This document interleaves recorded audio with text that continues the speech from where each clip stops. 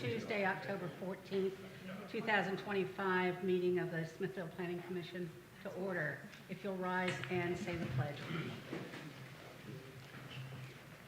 I pledge allegiance to the flag of the United States of America and to the republic for which it stands, one nation, under God, indivisible, with liberty and justice for all. Thank you. Yes, I will. Thank you. First item we have are upcoming meetings and activities. On Tuesday, October 21st at 6:30 in this room, the Board of Historic and Architectural Review will meet. On Tuesday, the 21st, Board of Zoning Appeals has been canceled. Monday, October 27th at 3 p.m., Town Council Committee meetings. Wednesday, November 5th at 6:30, Town Council meeting. And Wednesday, November 12th at 6:30, the Planning Commission meeting. The second item on the agenda are public comments. Did anybody? No one has signed up, but if you want to speak, you still can. This is for items not on the agenda. Okay. There being none, I will close that section. Second are Planning Commission comments. Does anyone wish? Yes. Yes. I would like to make some comments I think might be of interest to the community. Take a few minutes. I think there are three items that's been happening in the community in recent weeks. And I just want to mention them here. First, there are the benefits and importance of having the new Riverside Hospital opening here in Isle of Wight County. Medical emergencies would no longer require long-distance travel across the James or to Suffolk. I believe most citizens here will agree that it is a true benefit to area residents. During a recent tour of the hospital, I came away extremely impressed with the services and innovations in the medical care Riverside is bringing to our area. And I'm not a proponent of fast growth for the sake of it, but some growth in this county made it possible to bring this modern medical facility to us. Second, a recent announcement from Paul D. Camp College to bring a lab school to Isle of Wight County is evidence of the importance our communities throughout the county plays in regional planning to support the development of pre-qualified employees. The college, with cooperation and support from the state area universities and employers, has created the Isle of Wight Maritime Trade Academy. This is an excellent opportunity for area students to get relevant training for career-long potential with the area's largest companies. We have some poverty rate issues in some of our communities that can be quickly improved by their participation in these programs. Let's encourage and help these communities navigate the opportunities. And lastly, for tonight's comments, there was great news on improvements to Route 17 through Carrollton. Previously, I spoke of my disappointment with the construction schedule to widen the highway by 2036. A couple of weeks ago, Jamie Oliver from the Isle of Wight County Transportation Department informed county supervisors, VDOT advised there is a way to immediately move that schedule up by 2 years, possibly 3. From my perspective, and I suspect the perspective of town county residents who spend weekly hours sitting in the congestion, agree that it is good news to move this schedule up. Now, this action requires the county to revise its capital improvement plan and update the budget schedule. I have not confirmed if the supervisors have initiated the actions necessary to move the schedule up, but if they have, the supervisors should be commended. And if they have, any local authority, government agency, state level legislature, and citizen group that can support them, I implore you to act fast and get involved to make the county successful with the Highway 17 road project. Thank you. Thank you, Mr. Bryan. Would anyone else like to speak or say anything? Yes. Just the Cypress Creek Bridge will be reopening, so just a public announcement on that. There will be a reopening ceremony Thursday morning, I believe at 8:30, 9 a.m. So all citizens and, of course, this body and the town council are welcome to join us. Thank you. That's a Pagan Bridge? The Cypress Creek Bridge? Yes. Cypress Creek Bridge? Station Bridge. Yes. Yes. Okay, A good. couple of weeks early, well, actually, 2.5 months earlier than originally they said, but yeah, we've been Yes. hearing, Yes. Yeah. Good news. Thursday, 9 a.m. Yep. Thank you. You can walk across it at 9. You can drive across it at 9:30, according to the paper, or the notice on Facebook. Yes, just for clarification, it will be temporarily closed for all directions, starting, I believe it's 8 a.m., and then it would be officially opened at 9:30. Okay, great, thank you. Anyone else? There being none, the Planning Commission comments is closed. Item 4 is the entrance corridor overlay review for 865 West Main Street, Southern States Tidewater Petroleum, care of Shirley Luder, applicant. Could we have a staff report, please? Yes, thank you. The applicant is seeking entrance corridor overlay review and approval. This is to install a 1,000-gallon above-ground propane tank and a fueling cabinet on a concrete pad next to the existing silos. The tank will be white, and the fuel dispensing cabinet will be a diamond-plated aluminum. Yellow bollards will surround both the tank and the fueling cabinet. We do suggest that a zoning permit application and fee payment is required. Thank you. Thank you. Is it the applicant for the public comments? Pardon? The applicant is not here, so, oh, you are, okay. Would you like to speak, please? Come up and state your name and address.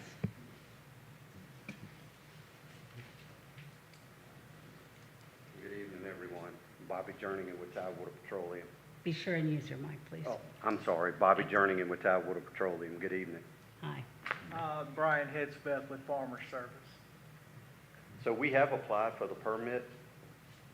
I'm just here to see if anybody has any questions that we need to answer so we can move forward with getting this permit. Vice Chairman, I have a question. Yes. Sir, I think this is probably a great addition to our community, so thank you. I just had a question.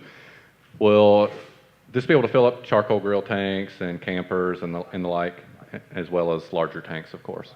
All right, perfect. Thank you. Yeah, welcome addition. Thank you. It's the same application that Tractor Supply has. Yes, sir. Thank you. Okay, thank you. Thank you. Vice Chairwoman, I may question. Yes. Yes, to the applicant. Whenever I see such a large tank with flammable fuel, the question pops into my mind, and this happened before, but you, as the applicant, did you go to fire department to get any feedback about the risk or anything that this tank might cause? No, sir, we install them all the time. So you don't see any need to get any comment from the local fire departments? We have filed for the permit with the county. They did not make any recommendations that we need to talk to the fire department. But if Okay. we need to, we will. Okay. Director Calari, could you shed some light on that? Is that a requirement of the permit, or? No, it's not, but you could make a recommendation contingent on consultation with the fire department. Okay. And to the applicant, you say you put this in, installed these type of things many times. Yes, sir. Any local areas, stores? So we have one at our location at Southern States. We have one at Ace Hardware. I've only been with this company for 2 months. The other company that I was at, we installed them all the time. They are very safe, explosion-proof electrical. We do training for the employees. So the tanks are very safe. Okay. Well, thank you. I'll just, And I will add too that we already store propane cylinders that we exchange now. All we're doing is just adding this feature. yes. There is, I did notice there's an older tank there next to those silos. I think it's 2 or 3 small silos right there in the front, but just to the, That's That's something else. diesel trucks. That's the diesel exhaust fluid. There's a couple tanks out there, Uh-huh. they fill diesel fluid. okay. All right, thank you. Now, will someone let us know if we need to speak to the fire department? Okay. I have no further questions. Okay. Anything else? If no one else has any questions, then we will make a motion. I will entertain a motion. I will make a motion that we approve this as presented with the stipulations that they obtain a zoning permit and fee payment. And I do not feel it's necessary that you need to contact the fire department, as these are standard UL listed appliances that are used everywhere. So I don't think that's necessary that they need to consult with the fire department. That would be my motion. Second. And I would second, but I would comment, different locations, fire departments have different capabilities, and I think that should be a concern. Thank you. All right, the motion before us is to recommend to town council, This is planning commission approval. oh, it is planning commission approval. All right, thank you. Then we can vote on that. However, Mr. Bryan has brought up his own thoughts on this. We can move forward with this motion as presented. I don't mind discussing it further, but I think these are standard units. They use them at various sizes, at various locations, whether it's a 1,000-gallon tank or a 500 or 200-gallon or whatever. This technology and engineering's been worked out. If it was a fire hazard issue, these tanks wouldn't be available on the market. So I think he's not asking for anything that's outside of the industry standard. Correct. I mean, the tanks are installed at customers' homes, commercial applications all the time, so it's a standard tank approved. All right, And it's, yeah, similar to what the local fire department already has to deal with at Farmer Service or over at Tractor Supply and stuff as well. We've got them in town already. So it's not like it's a new piece of equipment coming in that they haven't seen and don't know what they're doing. all right. We have a motion and a second. Ms. Clary, can you call for the question, please? Dr. Bevan? Yes. Mr. Bryan? Yes. Mr. Cutler? Yes. Dr. Pope? Yes. Mr. Yoko? Yes. And Vice Chair Smith? Yes. Thank you. Yes, and may I comment, it's not about being anti-business or anything. It's not about being a hindrance. But I think we should be concerned with community safety. Instead of accepting these things as just cookie cutter. As I said, different municipalities have different capabilities, including their fire department, and I think it's something that should be looked at. It's a question that should be looked at. Thank you. Thank you. And Mr. Bryan, I think that's a good comment, a good question, to ask. I think the discussion was sound as well. So I applaud the question. It is a good question. Thank you. All right, thank you very much. Thank you. Have a great evening. Thanks.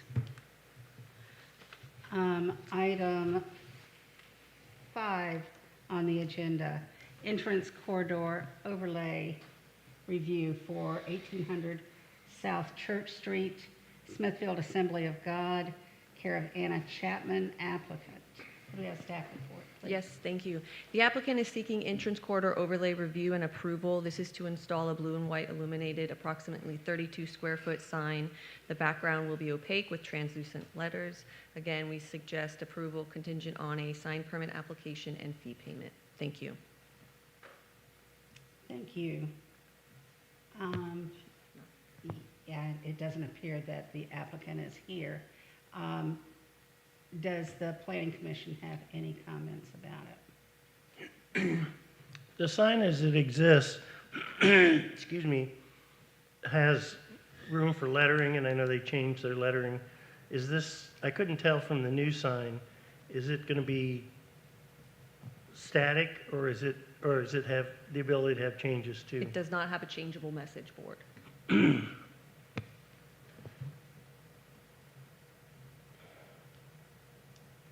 And is it replacing the same size as what's up there, or is it larger or smaller? That is correct. They are refacing the sign. Just refacing, all right. Any other discussion? I If think it fits within our standard sign ordinances, yes, correct? all right. Does it say if they're changing to LED bulbs, or are they staying with the existing? You noticed that it said.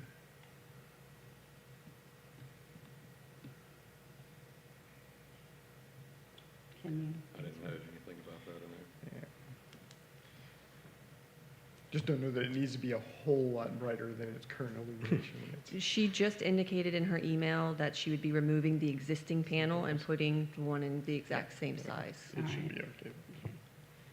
So just the refacing. If there's no other discussion, I'll entertain a motion, please. I move approval. I'll second. With conditions.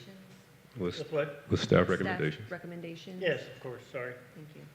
In a second. All right, we've had a motion with second for approval. Ms. Clary? Yes, thank you. Mr. Yoko? Yes. Dr. Pope? Yes. Mr. Cutler? Yes. Mr. Bryan? Yes. Dr. Bevan? Yes. And Vice Chair Smith? Yes. Thank you. Did you answer her question in the email of why she has to apply for a sign? Yes, she had submitted the inaccurate measurements. All right. Item number 6 on the agenda is a public hearing for the rezoning comprehensive plan amendment for 315 Main Street. Town of Smithfield is the applicant.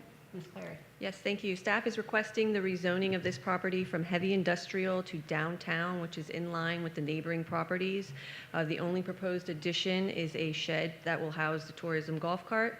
This is a conditional official zoning map amendment, a rezoning. It's currently being used for retail sales, which is permissible in the downtown zoning district by right. It is a future land use map amendment because the lot lines making up these parcels were abandoned in order to create these 2 parcels. Designation on the flume will also need to represent the new parcel shapes. The historic district downtown mixed use will still front on Main Street, and the historic district residential will still front on Cedar Street. Pursuant to Section 4E4, the Planning Commission has until Thursday, January 22nd, 2026 to decide on this application before it is automatically forwarded to Town Council with a recommendation for approval. Thank you. Thank you. This is a public hearing. Is anyone? Yes. Would you like to come up and state your name? Yes. You are the one. State your name and address, please. My name is Gail Terwilliger. My address is 10 Oak Alley, Smithfield, Virginia, of recent promontory fame.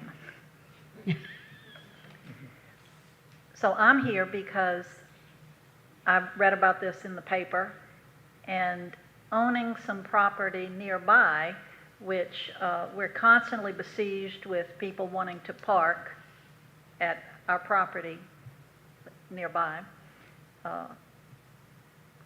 I was concerned that the town wanted to turn this property into a residential area instead of what I hope it eventually becomes, which is a parking lot.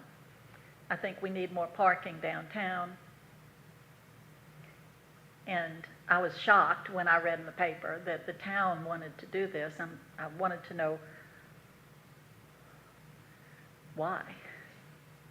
And perhaps somebody had offered to purchase it and build an apartment complex there, or who knows what. So I just wanted to speak and say, many people in town would like more parking, and that's a great place for it. Sure, thank you. I'm afraid that I might say something that is incorrect, so I'll ask Ms. Clary. My appreciation of this is that it's a housekeeping matter, because it used to be a hog killing and production facility. Right. And since we don't have that anymore, perhaps we want to prevent someone from applying for that. So, Ms. Clary, that is Yes, correct? that is correct. It's zoned heavy industrial, and it's surrounded by the downtown zoning district, and so we're just cleaning it up and we're asking to remove that heavy industrial district to it and just bring it in line with the neighboring properties, which is the downtown district. Okay. So there's no plan in the offing for some of the, The only plan is tourism wanted to erect a shed to house the golf cart. okay, thank you. Sure, you. thank I you. do want to petition the town to put parking there. Thank you. Would anyone else like to speak?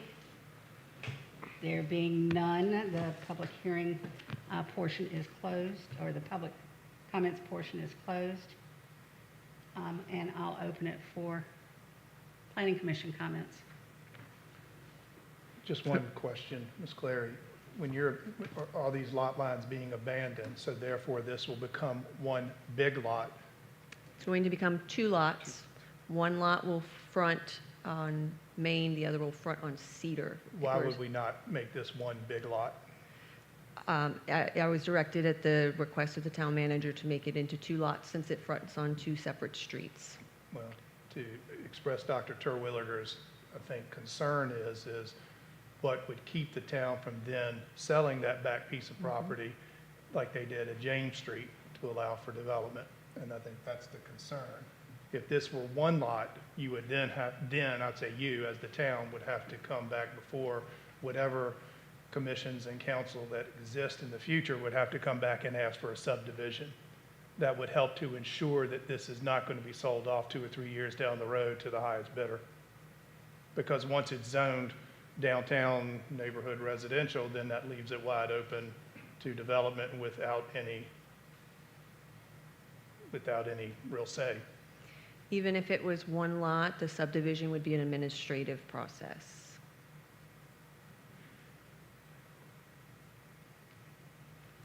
I have a question. Are you finished, Dr. Pope? Well, I'm finished, but I hear Dr. Terwilliger's concern about, or the public's concern about, how are we reassured this property is going to stay within the town all the time? That is the concern, because, yes, I mean, I've been petitioning for years for this to be a parking lot, and that, but I would be very disappointed if the town ultimately let this property go somewhere just because of just wanting to make money and sell the property. You know, that may not happen in the next 5 years, but it could happen 10, 15 years down the road. And I would like to make provisions to make sure that this stays as part of the town, because I do think it's an integral part of the town, being in the center of the town. Obviously, if Pierceville ever gets going, you know, this is going to be a key spot of parking to be able to access up and down Main Street. So I do have some concerns about what would happen to this in the future, and I wouldn't want new town manager, new administration to come in and say, we don't really need this, let's sell it off, and it's already zoned appropriately, which means nothing can be said or done about it. And you could certainly include the planning, if that's how the planning commission felt, they could certainly include that in their recommendation to town council. Well, Vice Chairwoman, if I may, I have a question, and I would direct this to Councilman Cutler. A few months ago, the town council was considering putting a parking lot somewhere on Main Street. Was it this particular property? Yes, sir. This is the property that was discussed. We did do some improvements to the existing parking lot, gravel and a small bit of expansion, but the cost to turn that into a asphalt parking lot at this time, or at any time in the future for that matter, is pretty expensive. It's about $10,000 a parking spot. So there was a discussion about it. There was no motion at that time to turn the entire parcel into a parking lot. I think that I also don't think there's any flavor in the council at this time to part with any of that property.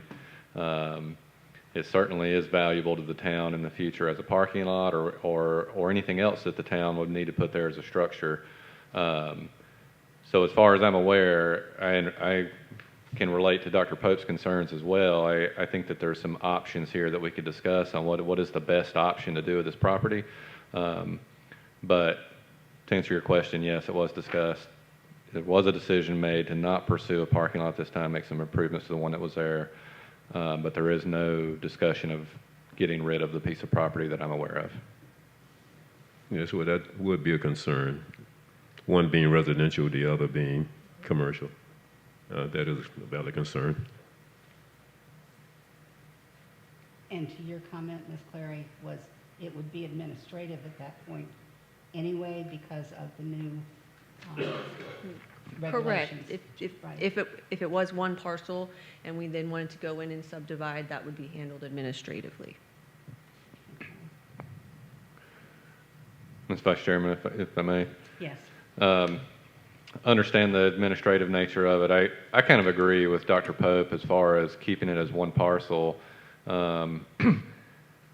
Purely because even though it is administrative, if you were to look at the future land use map as a prospector, so to speak, looking for a lot that is already zoned, has power, electrical, sewer, everything already run to it, much like this lot does, it may look like an easy button kind of thing that's ready to be sold if it's owned by the town and zoned for residential. So just a matter of keeping it as a single lot or keeping that zoning as it is may be a prevention of that in the future, as Dr. Pope mentioned.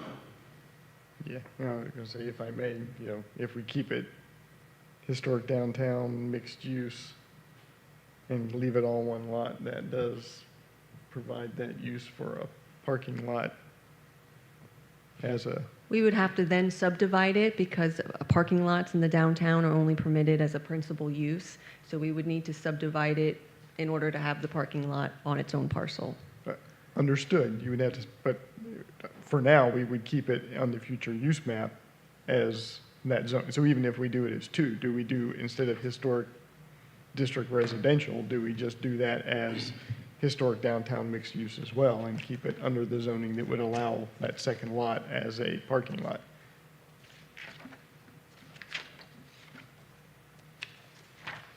So don't mind putting it as two parcels, but keep it as the zoning to the east rather than match the zoning to the west.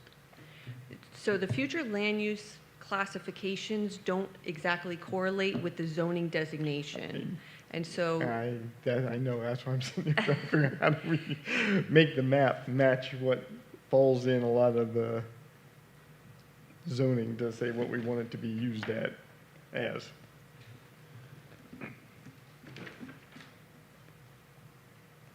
so you would want to keep it as the purple color, all purple, as opposed to the teal. To teal, yeah.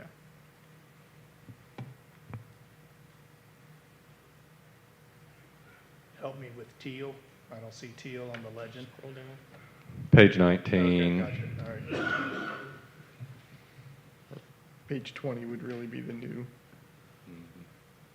Same, just split.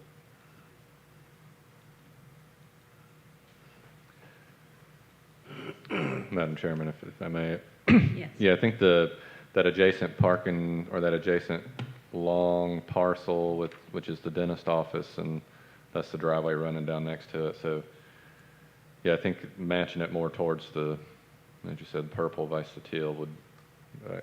I think you're right with that, Mr. Yucca.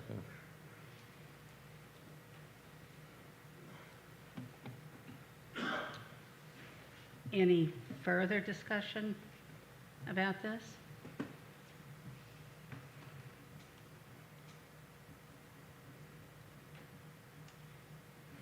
If not, then I'll entertain a motion for whatever we would recommend to town council.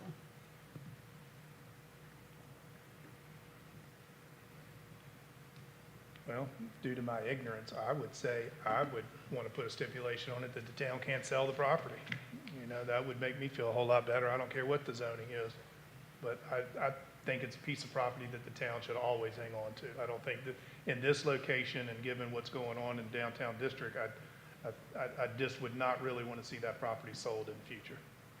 I think it needs to be used for town purposes or public purposes and not be sold to a private enterprise somewhere down the line just because they don't deem it necessary to keep it in the town inventory.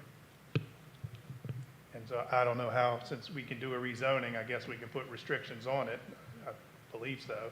But I just really would not like to see this piece of property, or at least the back parcel of this property, decide that it's of no use to the town and therefore it's sold off to the highest bidder.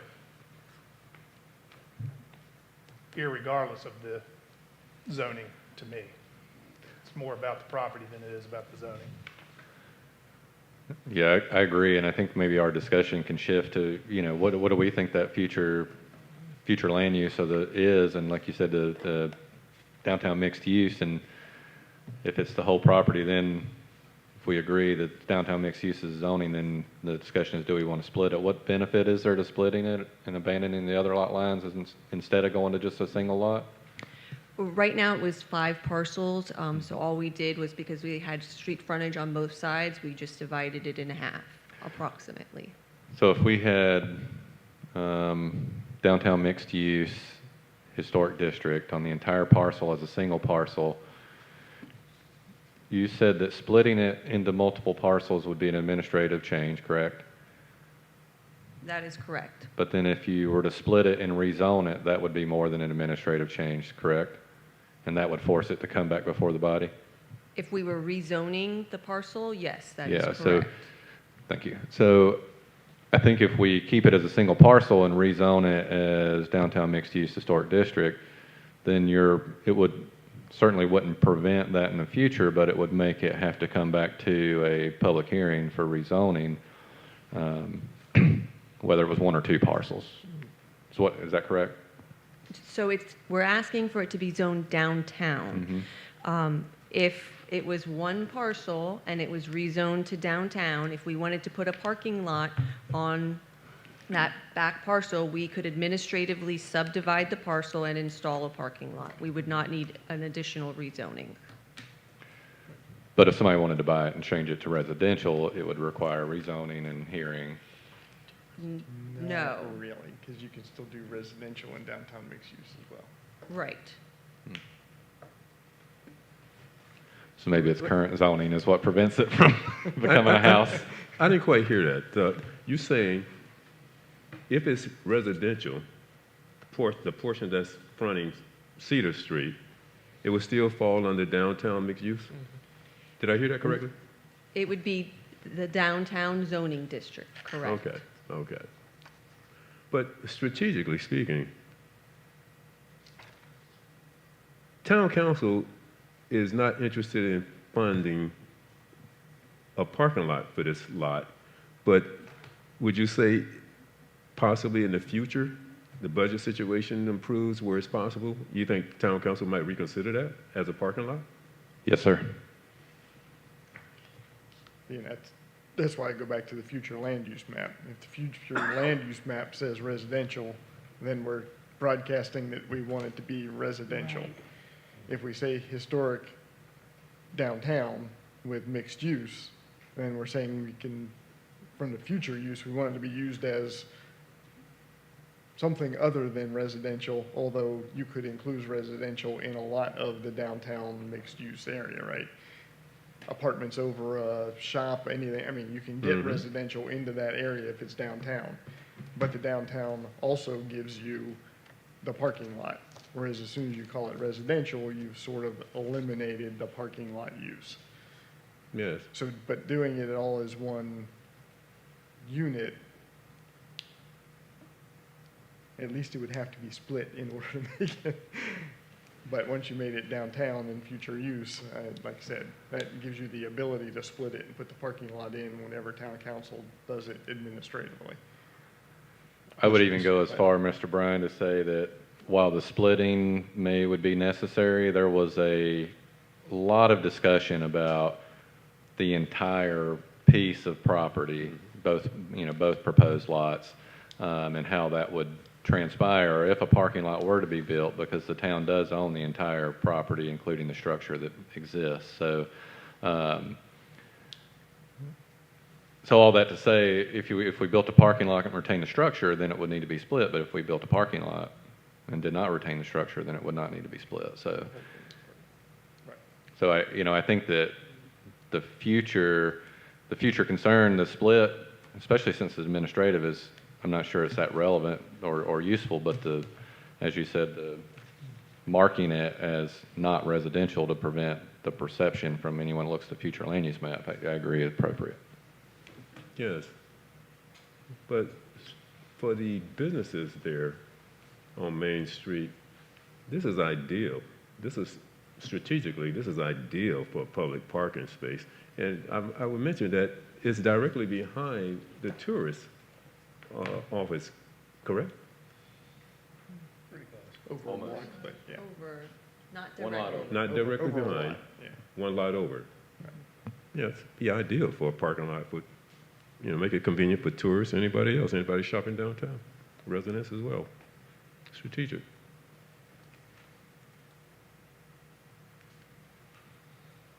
Just saying. Yes, sir. Agree. All Tammy wants is a motion. Yeah, I was going to say, any other discussion?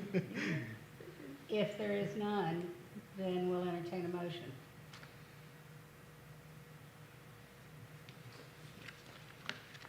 How do we have it written? Might I throw something out from what I gathered from your discussion, that it seems, unless Mr. Yoko is ready to go? No, go ahead, you can make a recommendation. It seems as though the Planning Commission is making, from my understanding, a favorable recommendation on the conditional official zoning map amendment and the comprehensive plan amendment, which is the future land use amendment, provided the second parcel is utilized for town purposes, including but not limited to a parking lot. Sounds good to me. Yes. With the designation as historic downtown mixed use?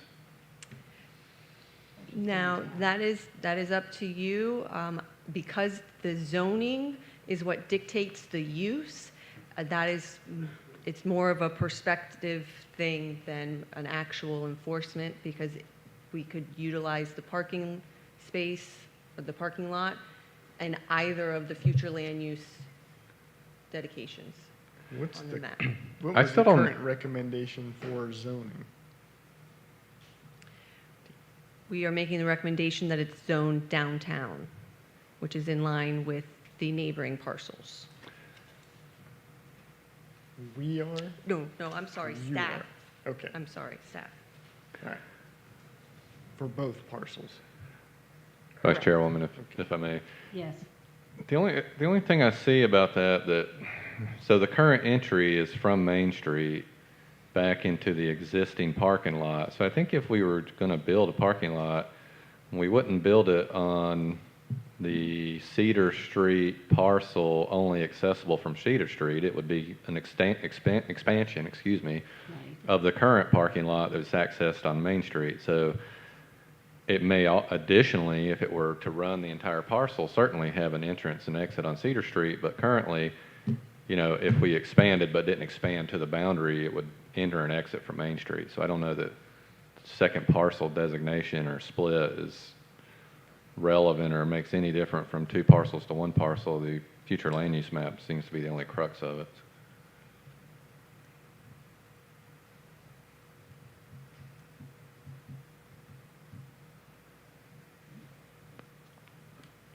So, Mr. Yoko. I'm Oh, working you're on it. working on it. Okay. Just a moment.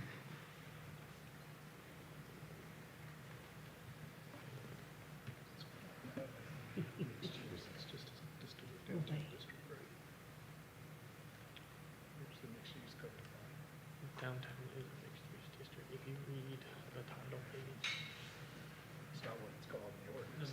You're in DNR. All right. I make a motion that we recommend to town council that we provide this parcel as one lot, zoned downtown, with a comprehensive plan and future land use map denoted as historic downtown mixed use. All right, motion has been made. Is there a second? I would like to, Mr. Yoko, to repeat it again.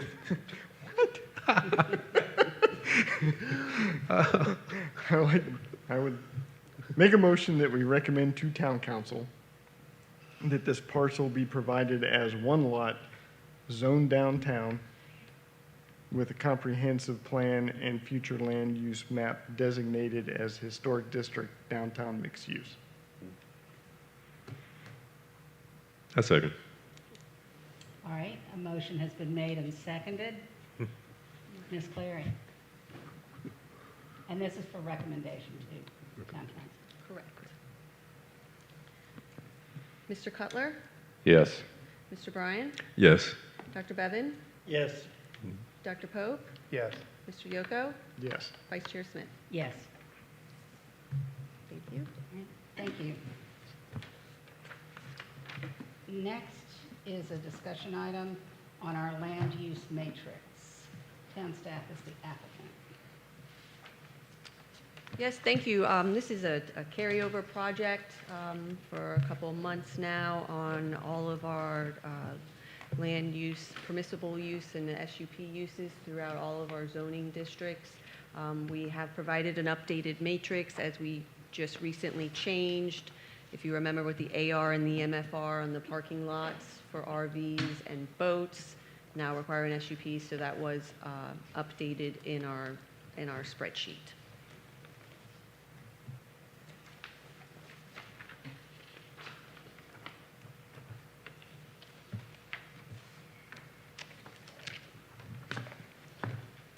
So the question is this going to be made quote-unquote public on the website and such without all of the red lines, i.e. just straight black, here it is, available, simplified and restructured? Once we get direction from Planning Commission, then yes. That's what I was going to ask. So what do we need? What do you need from us in order to do that? Well, just as a reminder, the blue is where staff has combined categories to try to consolidate the uses. The overall goal is to get rid of the commercial industrial and move that over to the I-1. If you remember, that was created for Pinewood, which we now have the overlay, so we no longer need the CI zoning district. And again, simplifying the language across the zoning districts so that it is more in line with each other. Vice Chairwoman, if I may make a general comment? Yes. So, Ms. Claire and Mr. Cluck, I think this is a great tool that I'm honestly just still kind of navigating a little bit.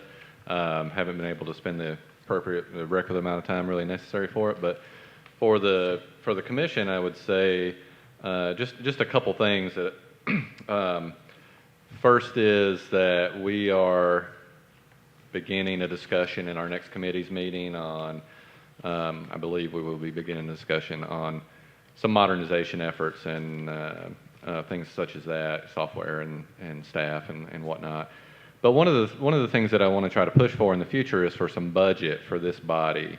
So currently this body has, unless I'm mistaken, Ms. Clary, has no budget that this group can spend. Am I correct? Correct. So what I would like to see is for this body to get some budget, some annual budget. Let's say, I'm thinking somewhere 50 to 100K, right? What I would say is with these tools that Ms. Clary and Mr. Cluck have provided for us, so the matrix and the density discussion and data that we have, maybe it's a good time for us to have a discussion on, what are we missing for decision making? And one of the things that I think our planning commission and our town council is missing is an understanding of cumulative growth. We did get an estimate for a study, but maybe that's not exactly the study that this body needs. So my point is that I want to push for some budget for this body, and so as we're looking at these tools that the planning staff is developing for us, that if there's some data, some projectional data that we can gather, if there's some type of study that we would like to see or that you would like to see as a body that I can take to the town council and push for, that would work with these tools that our planning staff is developing, that I would certainly lobby on the commission's behalf to do that if there's something that we're missing before we get budget and are able to just make a decision to spend it ourselves, hopefully. But until then, if we have to go to the council for money, I will certainly lobby for it. Thank you. Thank you. The only other item that I would like to add is we were able to consolidate line item 99 with line item 281.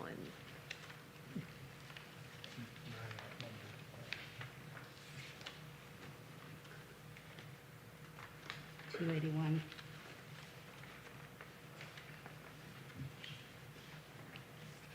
Yes. That would bring attached dwellings subject Yes. to the AR district regulations. Right.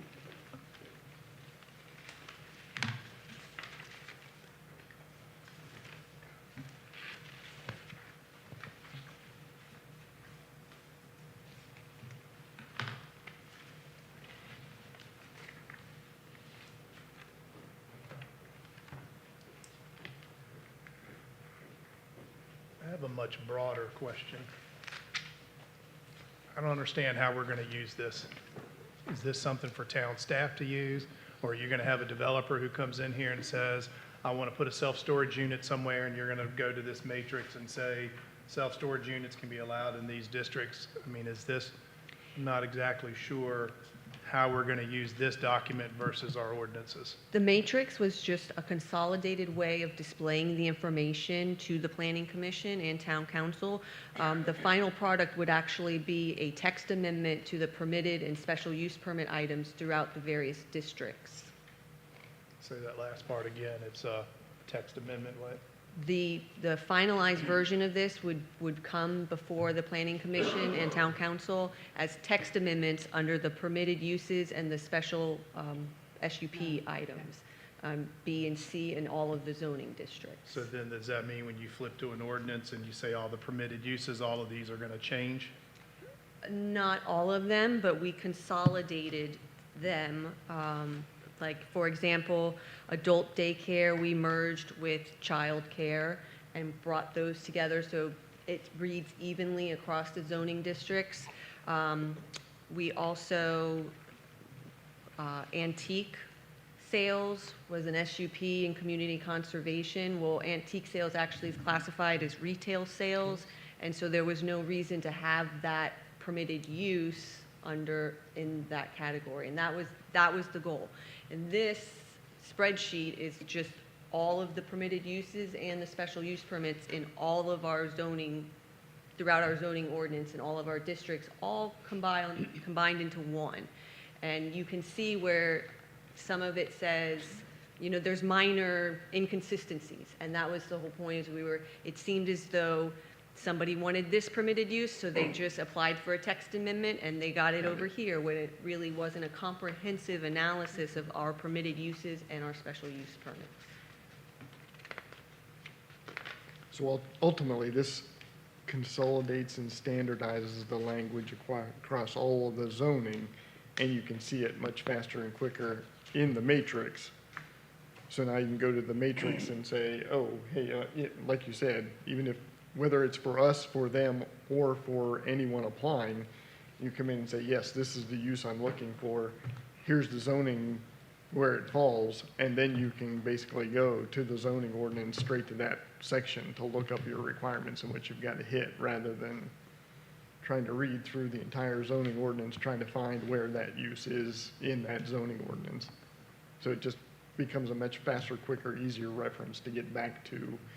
And like you said, they've consolidated and standardized all the different uses into one terminology. So like you said, there may have been 5 different retail types of establishments that were listed in different ordinances to cover a different specialized retail that is all retail. So now the standard is retail, and that'll be updated in each of the individual ordinances to match standardized languages for retail. If you want to do retail, here's the different zones that have it, and then when you go to that, it'll be here's your retail requirements in each ordinance. Yeah, it almost seems like a really comprehensive Right. index or table of contents, Right. effectively. So for example, we have bed and breakfast establishments, bed and breakfast lodgings, and guest houses. And so we consolidated those into just Right, bed and breakfast establishments. Okay. So it's 344 line items now. Can you tell me how many it'll be if this is approved? I want to say it's approximately 180 that we got rid of, or that we were able to consolidate Good, with others. good. Okay. And if Planning Commission is okay with these, what we will bring back potentially next month, maybe not, is the actual permitted uses and SUPs for each zoning district, and that's where you won't see the red line, and that you'll just see in this zoning district, you have this is a permitted use and this is an SUP. As a text amendment to each one of the zonings to Right. align with the matrix, and then we can put Like it we all did. together as a package that goes. Yeah. Yes. Yeah. Then I have questions about specific line items then of why are some things this way and some things aren't? Like all residential uses, and it's, which I don't have your, I'm using the old one, I'm not using the new one. It's first page, all residential uses, number 16. Why is it Xed out in industrial, but it's not Xed out in planned shopping center, highway retail corridor? Why would So- retail not be Xed out in those? The heavy industrial and the light industrial are unique as they actually have prohibited uses, and those are called out in the prohibited uses. That's why it's an X, because they are unique, that they have that additional section that no other zoning district has that section. And then for boating and country club stuff, and I don't have your line item on 46. 46. why would that would not be across all districts, basically, or at least in even industrial? I mean, right now, we may not have well, we might have a little bit of industrial waterfront over by the kitchen for Smithfield Foods, but why would you not allow boating and other things like that, piers, in all districts? Again, it just seems like we're picking and choosing, but it doesn't make sense to me why it's not across the board. So for that particular example, that is how it currently is in the zoning ordinance. We didn't have anything to consolidate that with, so we left that alone. The main goal was the consolidation and the standardization. Well, but isn't this also the time to discuss, are we moving them in? Well, that's what I was just going to say. Areas of So where now you they got to could be. decide if you want to mix up just the consolidation with adding new uses to different zonings. And Which do you want that, to combine all of that at one time, or do we want to do that? I mean, and that's fine, if we want to add that across, we're more than happy to do that. Again, we were just trying to consolidate and, I got you, but I'm reading this as the fine print too, trying to figure out, like communication towers, why would they not be allowed in PMUD and highway retail commercial? You know, it seems like they would be appropriate to be in those commercial spots, i.e. depending on locations and all that. I don't care if they're a special use permit, but I don't know. So I guess we're not there yet, but I got all my notes on here for that when we're ready. So I guess it sounds to me like two pieces in the problem, or maybe even more. I mean, we're just chipping at the start of it, but the consolidation, I think what I'm thinking about is, having to vote on it in my other seat, is being able to digest it. So if we're going to do a consolidation step, and even if we don't want to send that for those concerns, right? Maybe we don't want to send that, and this is not something we're under the gun on or anything. So maybe we want to come to an agreement or conclusion that we agree on the consolidation, and then say, okay, now we want to look at phase 2, and maybe then we want to go line by line, or maybe we want to break up the pages a little bit and look at them, individually or something. I don't know, but maybe a phase 2 to go through it line by line and say, okay, we agree with this, so on and so forth, and then we can have two separate, distinct deliverables, if you will, or multiple distinct deliverables. So the stepwise nature of it, because let's say the council had a little bit of a difficult time with what was it, Ms. Cleary? We had the zoning change for the zoning administrator edition mixed in with some other changes, and I think this body's a little more intimately familiar with those things than the council is. So if this is sounds like will be a very complex result that, so if we break it up into some bite-sized pieces, it might be a little easier for Ms. Clary and I to present it. I will say, just by consolidating, that my subjectiveness did go into play. So I don't want you to think that I wasn't a part of crafting this. Staff did, as we consolidated, if it made sense, for example, the antique sales, that was removed, that wasn't a consolidation. So I want that to be clear. We prefer not to bring it to council twice.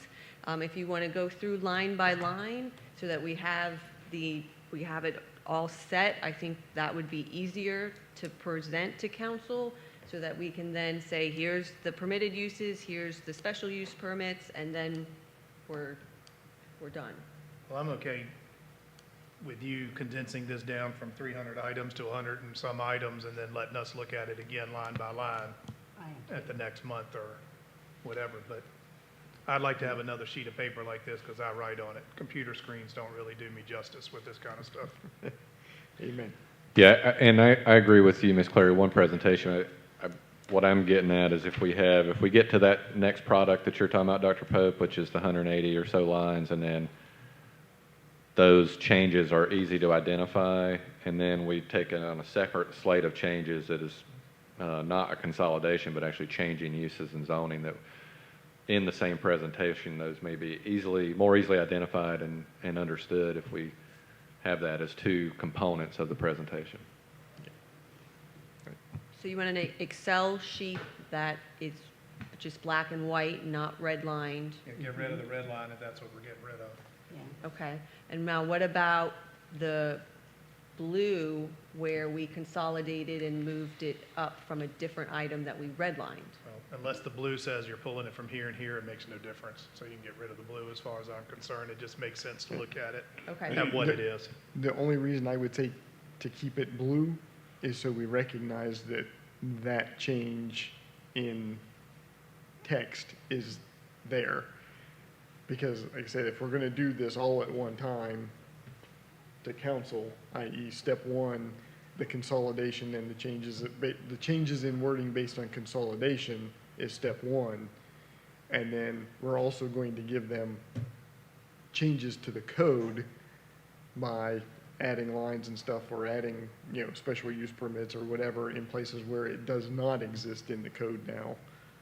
I think we'd like to track which ones are just from a consolidation, but it was already permitted to, this is now a new permitted Well, activity. the blue will represent that there's a consolidation, but it doesn't tell me where they're consolidated from. Doesn't matter. From that perspective, it was a permitted use, whether it was consolidated, so the wording was slightly changed, is different from we're adding a new use in the zoning. It'll probably be helpful to keep this version too for the next month's meeting if you're going to give us the clean version. We'll provide 3 copies, one black and white, one with the blue, and the red lined and the blue version. Will you hold my hand too? Thank you. She has been. Absolutely, she has been.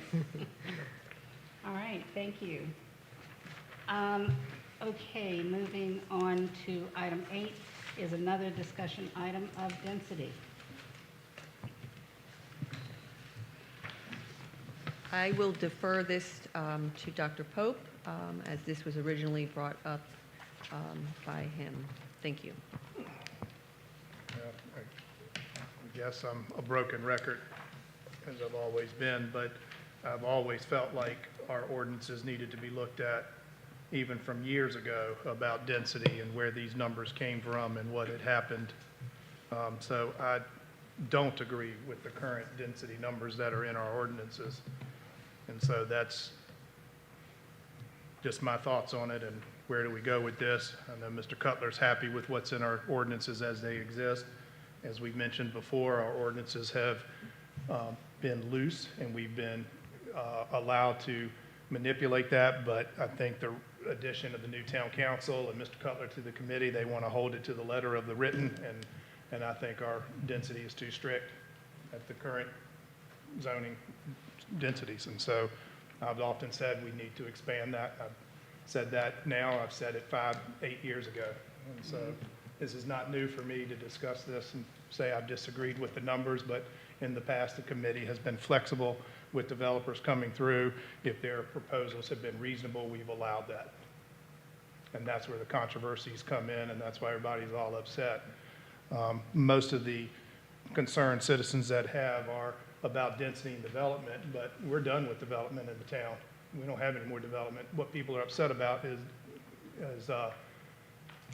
development within the county, which we're not in control of and have no bearing on whatsoever. So our major density struggles are over in the town unless we go through annexation, which I don't see any of that happening, but I think we're done. There's only really 3 pieces of property in the town left for any further development, and that would be beside the promontory between Turner Drive and the Turner property. That would be the Edwards property, and then there'd be a little 30-acre piece of property that's in front of Cypress Creek that gets split by Route 10 and goes back towards the Windsor Castle Park. Those are the only 3 substantial properties other than infill development that would be available. And so There's I don't know 100 if there's changing 100 density really acres matters. behind, there's 100 acres behind the, whatchamacallit, powerhouse equipment.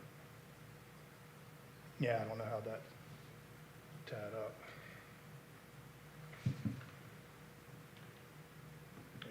Yeah. Let's see if I've got a map. Could you repeat that, Mr. Yoko? 100 acres where? Behind powerhouse equipment along Route 10, basically across Route 10 from where the Grange is.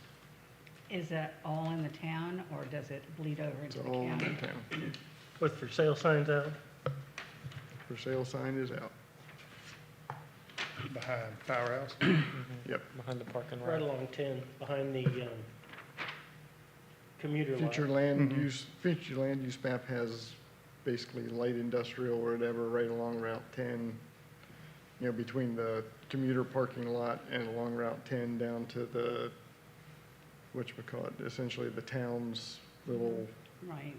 maintenance shop. But then the rest of it to the west is all future land use residential.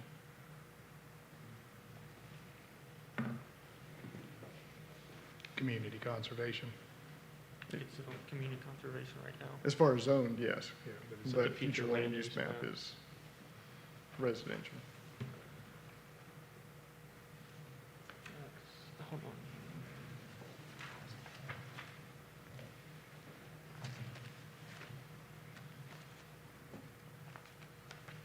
Well, irregardless, it's still, what do we feel about density? It is still, how do we feel about density?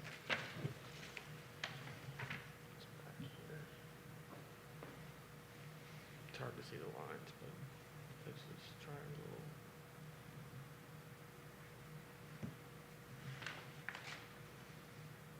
So it's this property, this property.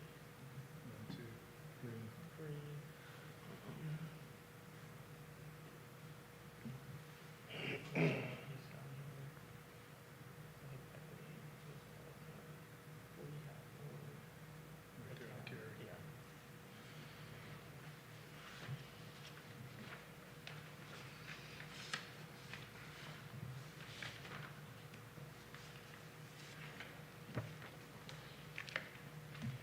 But while you're looking, I'll say my comments too, which is, I like the way we have it with community conservation. They bring it to us to look at the zoning, but again, same thing, to make it affordable, to make it developable in today's world, to get housing in there that people can afford, to give the opportunity for different types of housing to come into these lots, even for the infill. You want your density inside your town. That's what the town is here for, to get that density. Reading through the comments and stuff from the survey for Isle of Wight, what does everybody want? Everybody wants a Chick-fil-A. I can tell you that. Everybody wants a Chick-fil-A. Everybody wants a Target. And everybody wants a Lowe's. And everybody wants these things to be available and accessible. And the only way you get those types of services available is to have enough density in a locality for them to come in and make it profitable.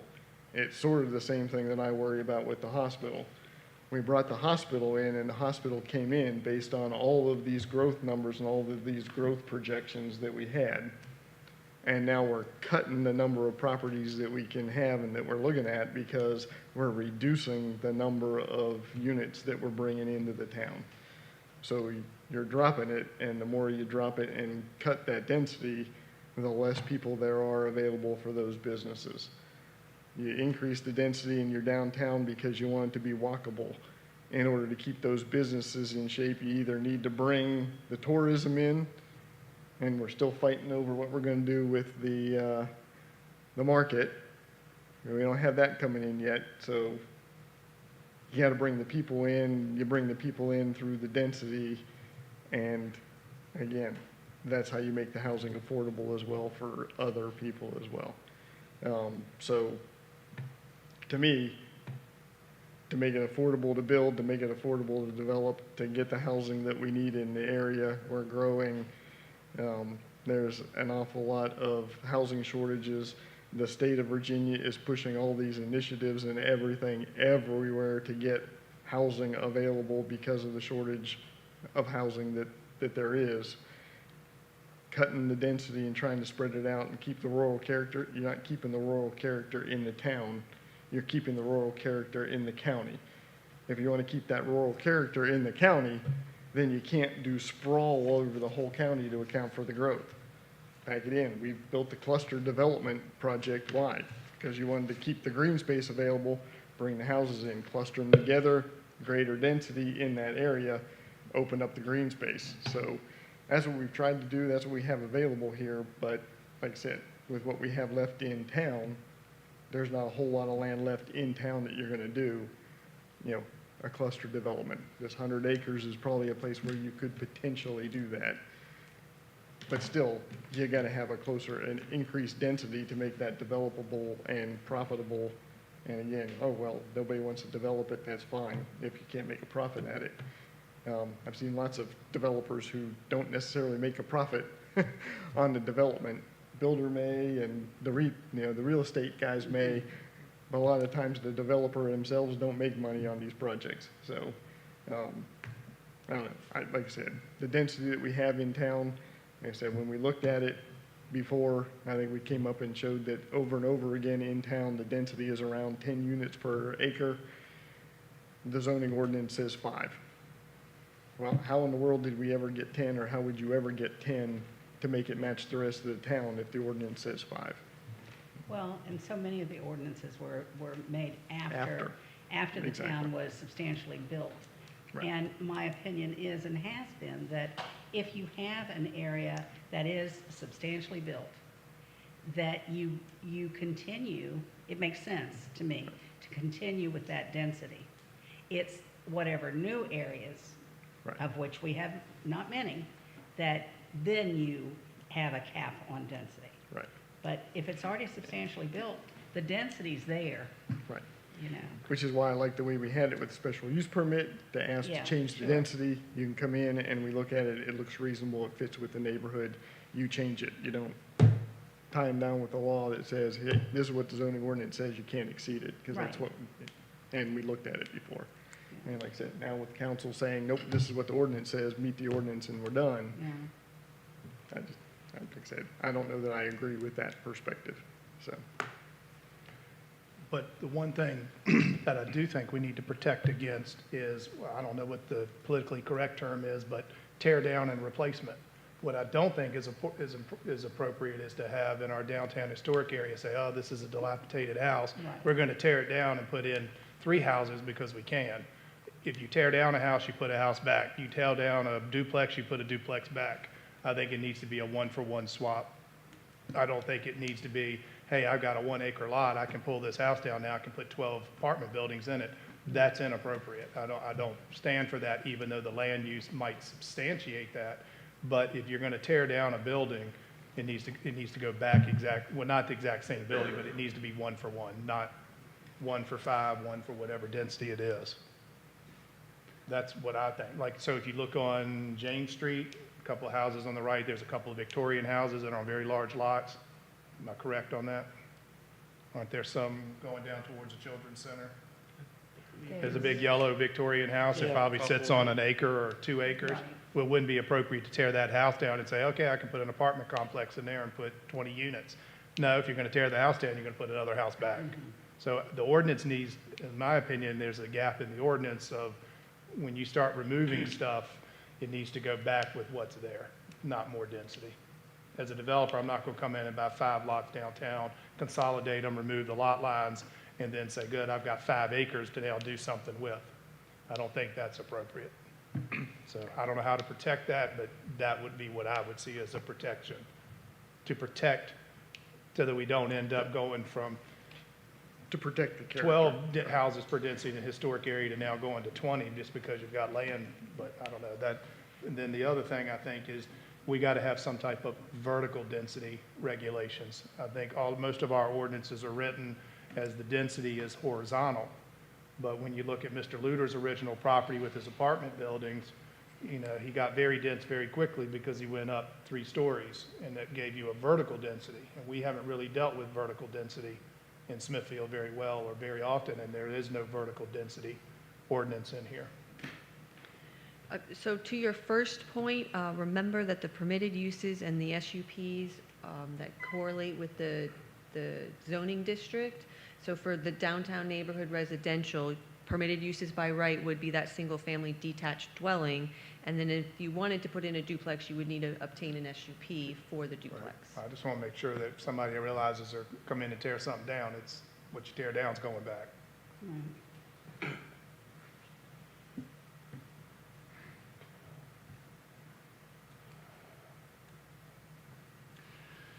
Madam Vice Chairwoman, if I may. Yes. Mr. Yucca, I mean, I think it's a sound presentation on what you said. If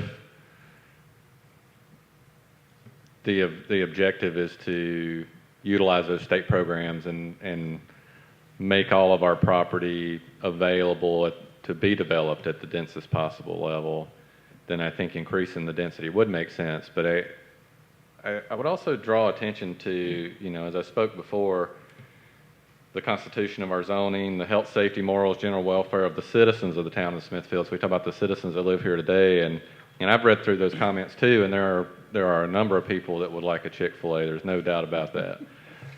There are an equal number of people that say no more development, no more apartments, no more townhouses. So I think if you look at the aggregate of the data, there's a whole lot of wants.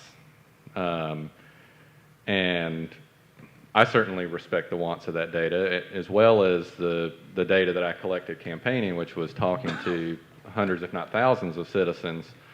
And while there are many that I think would say, yeah, I would love a Chick-fil-A, many of them would also say, but I will drive somewhere else to go to that, to not have that many rooftops here. So I think it's a difficult conundrum. So I don't have the answers to it. I mean, I think you have some good answers to your perspective. What I think is missing here is health, safety, morals, general welfare, creation of a convenient, attractive, harmonious community, growth that is consistent with efficient economic use of public funds and environmental quality. So we know what our density numbers are. We know what doesn't jive with our current zoning, but there's a lot of stuff that we don't know, and all of those elements that we're responsible for consistent with the efficient economic use of public funds. Well, if we increase our density significantly and cross population thresholds that require us to provide more services, these residential services do not pay for themselves. They do. Our taxes, if we only grow residentially, our taxes will go up as a result of this, and we don't have a firm understanding, or very really any understanding, of the long-term implications of cumulative growth in the town of Smithfield. And I think that making decisions about density based on there's a push to grow, there's a push to build more housing, the state, federal government wants us to build more housing, but doing that recklessly without understanding the impact of the population surge that we will get just from the housing that we've already approved, I think would be reckless on our behalf to make decisions planning commission decisions that plan for growth without planning for the effects of growth. Thank you.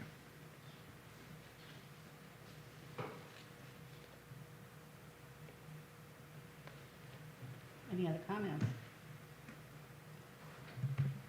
I would never recommend that we go forward without assessing the impact of whatever development came before us. Correct. But we've been doing Willy-nilly. that, actually. We've been doing that. We approved the promontory with very little understanding of what our tax rate will be because of the addition of those more homes to the cumulative number that we have. I don't think we have that data. Am I mistaken? Had the financial impact statement from the development. So, I mean, it was there, but For the development itself, though, not for the cumulative effect of the promontory, the Grange, the cottages, and Mallory Scott. The cumulative effect of all of those together is going to have an effect that those developers don't account for when they pitch their development. We have made decisions on the promontory, the cottages, and Mallory Scott in a vacuum of those individual developments, not from a planning commission global perspective of our whole town and how that's going to affect our town. And so while we've pushed through on some of these aspects of what our Constitution says to do, which is provide housing, we're not following, I don't think we're really following through on those other aspects. And if we have time now, right, if we're talking about discussions about a potential property, you know, again, I will say that I will lobby for any type of data or study that you guys want to find, but I think it would be in the interest of this body to have a better understanding of any large-scale development decisions or recommendations that we made as the aggregate and cumulative would affect us vice an individual development. What specific things are lacking that we're not seeing that are impacted by these developments? You say a statement of generality of, we don't know what this is doing to us, but what's an example? Give me Taxes, an example. tax rate. okay, what's it doing to the tax rate? So the residential influx of tax revenue doesn't make up for the full services that are required. The county has demonstrated this by their Tischler-Bice study that based on their 2% growth rate that they're going to have to raise taxes. We have no idea about any similar situation. Similarly, our traffic, right? We only have studies that are individually tied to single developments, not a cumulative review of what the traffic will be unless VDOT provides it because they have the cumulative data. So I think the taxes is the very first and easiest one to see. Mr. Stallings, town manager, discussed the growth and the number of police officers that will be required. The county, of course, has fire department that has to increase as we increase rooftops, and that contributes to our increased taxes as well. So all of those municipal services that are all stressed by rising population, we have no data about how to sustain our town services over this growth period of already approved growth. So police, fire department, EMS, town staff, increase personnel needs to manage a larger community. Schools, obviously, we don't make decisions on those, but we take that into consideration for our decision making. Traffic, taxes again, because taxes will go up if we do nothing about residential growth without some new commercial impact to come in. But you're increasing your tax revenue with the increase of every house that comes in. So what we've shown or what the financial surveys and studies that I've seen so far show is that the tax base of the real estate that is being developed is more than covering the step change in those services that we're providing. They've all shown, and all the things over the 10-year period or whatever that they're developed for have all shown a surplus to the cost of their marginal addition to the services. Yes, sir. I will agree that developer-provided studies on tax revenue have always shown a surplus of tax revenue.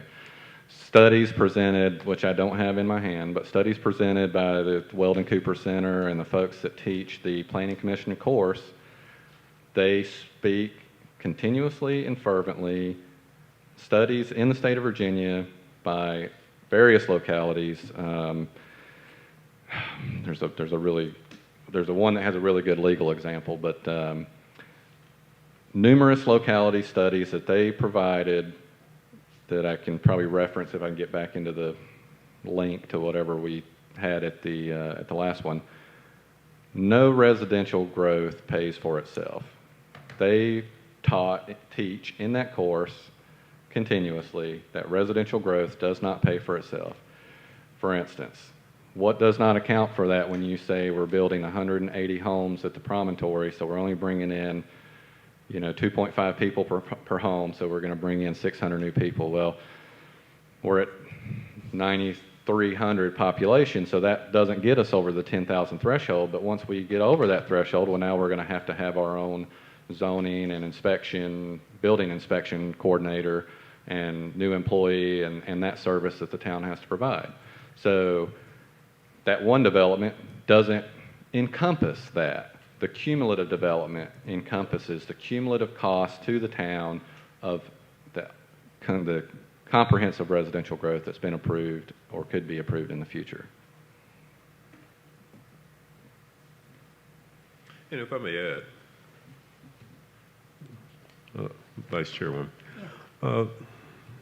to what Councilman Cutler is alluding to, and to use your word global, if I understand what you're saying, I think what you're saying is we don't have a global overview of the impact of these developments, what they would do to our infrastructure costs, expense, and capital improvement plans. We don't have such an overview. Would that be fair to say? Yes, sir, I would agree with that. And I would even go a step further to say we do have upcoming, Ms. Clary, our comprehensive plan update, correct, in 2026? Or 27? I believe it's 27. It would be not the update, but the review of the comprehensive plan. Right. So, if we were going to talk about making decisions on density and things like that, with that review being not far around the corner, I think that 2025 is almost over. So thinking about, what kind of data, what are we missing, and from our decision-making capabilities, if we want to take a deep dive look at density, well, we have a big task coming before us pretty soon with the comprehensive plan review. So I would encourage us to focus on all of the elements of growth, not just density, but how it affects our town, and let's start searching for some data and information if we need to hire a consultant to help us with that, if we need to fund a study, whatever that may be. But, looking at, we think a development, or we think downtown should be such a density, let's say 10 units per acre downtown, because there's already that there. But what would be the impact if we took all the empty lots in downtown and developed them at 10 units per acre, and how that would change our density? Because if we change the density, we know we have a developer that's already proposed a development downtown, so we know it's waiting in the wings to do. And that could happen across all of downtown or across other neighborhoods in Smithfield that have empty lots, that when we go change in density and now we change the character of the neighborhood, but not only do we change the neighborhood, we don't know what we're doing to our wallets. We don't know what we're doing to our town staff as far as bringing additional people in and how difficult they may or may not be to hire. For instance, we had a contractor position that was filled at some point, and it's a difficult position to fill. So as we grow, I just think there's some more variables to take into account besides the density of the land that we allow houses to be built on.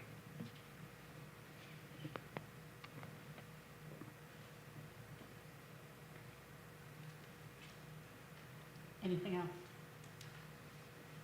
Yes. We also don't control fire and EMS. They're all done through the county. It's not done through the town.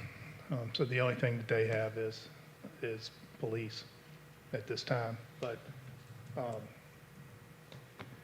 Yes, sir, I agree with that. But what we're seeing in the county politics right now is the transition of cost for fire and EMS services is creating a substantial cost that is going to be passed down to us in the form of taxes because our EMS services are going to cost more as a tax burden. Maybe long-term. Short-term is going to come down as the hospital's closer. They're going to be back in turnaround. They're not going to have gas expenses and other things. It's going to come down for individuals, but the rising number of EMS services needed, and I may be correct because I'm not on the Board of Supervisors, so I don't know all the details on this, but the discussion that I recall was a discussion of some additional privatization of some of our fire and EMS, one or the other resources, and an enormous cost to that. So while that is not controlled by the town, it does affect our citizens. The decisions that we make that impact the county do affect us as taxpayers of both the county and the town. So I think while it's not in our control for the services, how we impact the services is in our control.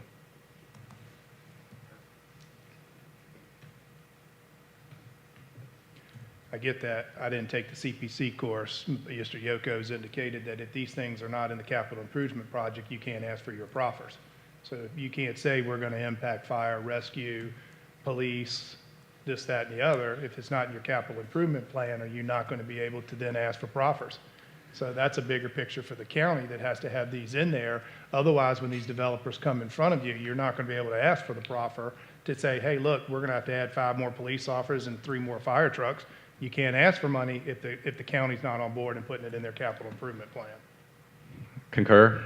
But as the town goes, I mean, you could use that example for our police and say, well, or let's use a better example, the building inspector, right? So let's say we're going to need 2 new employees and we're going to need a new structure for them to be housed in because all of our town staff office space is full and we're spread across multiple facilities. So now we can identify that through studies and analysis of the growth, and then we can get that into our comprehensive plan. But without the forward thinking and planning, we're never going to get that into our comprehensive plan because we don't know it's needed or when it's going to be needed.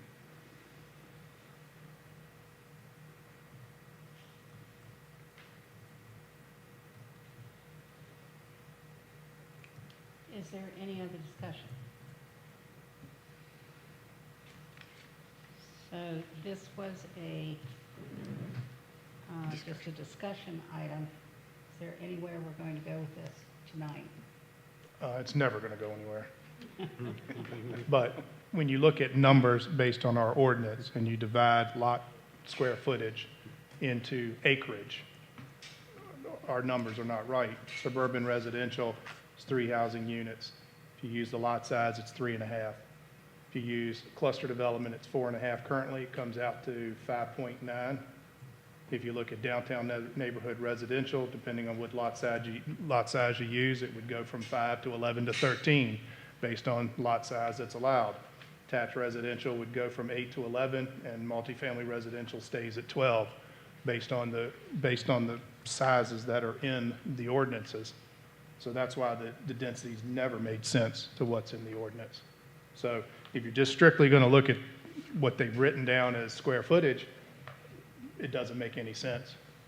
So, and I've, again, said that all along. So irregardless of what it does to density and planning in the future and this, that, and the other, our densities don't match our square footage of lots in the ordinances.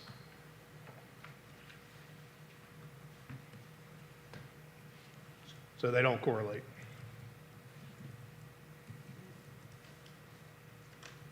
Any other discussion? Ms. Claire? No, We- go ahead. As we start preparing for the comprehensive plan, when would we normally go out and request the studies for data and whatever to have that available for comprehensive plan review? Well, since we so recently had updated our comprehensive plan, we would be reviewing, we would not Understood. be seeking a full overhaul of the entire comprehensive plan. We can reach out as directed by Planning Commission. Would the information for the schools be made available on their study? I have not received any information as of now.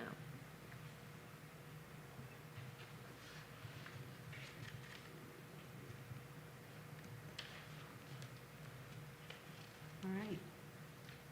If there's no further discussion, we'll have our Community Development and Planning Director's report.